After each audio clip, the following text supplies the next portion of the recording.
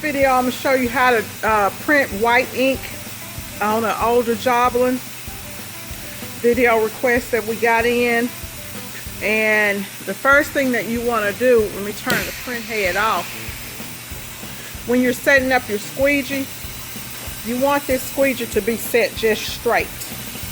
You want to set it straight, and then you want it to be about 1/8 of an inch off from the plate here. And then once you turn your print head on, I'm going to turn my print head on.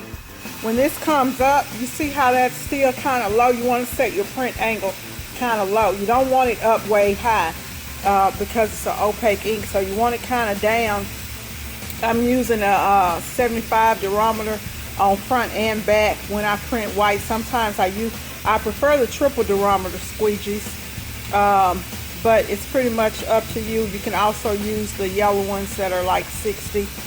But once you set that up, when you go over here, you want to look under here at the squeegee pressure. You see, I don't have a lot of pressure right here.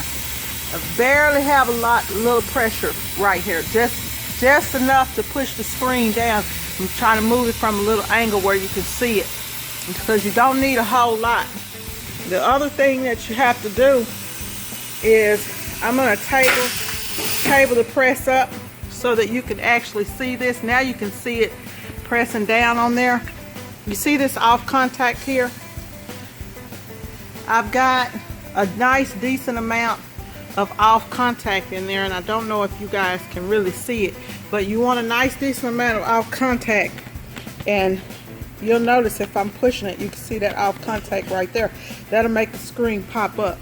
The other thing is just to mix your whites up really good, and you might want to add a little bit of reducer. Don't add too much because you'll get a choppy white.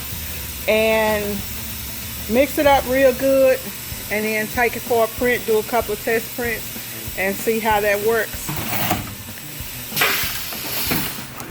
There's the print angle right there, and I'll show it again. See how that clears the screen like that? And then there's the print. That'll give you a nice bright white. We haven't even gone in and flashed it or anything like that.